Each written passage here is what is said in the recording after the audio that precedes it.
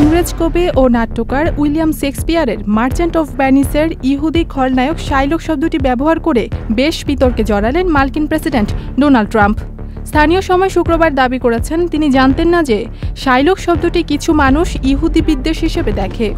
বৃহস্পতিবার আইওয়াতে এক সমাবেশে তিনি শব্দটি ব্যবহার করে উচ্চ সুদের ঋণদানকারীদের নিন্দা করেছিলেন।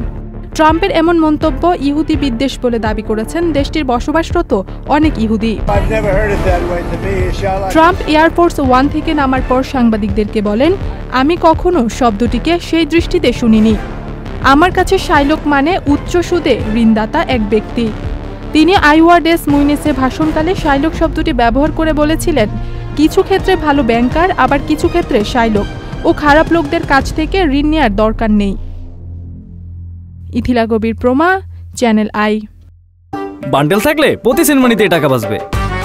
বিকাশ সেনমানি বান্ডেল কিনে জিতুন প্রতি লেনদেনে।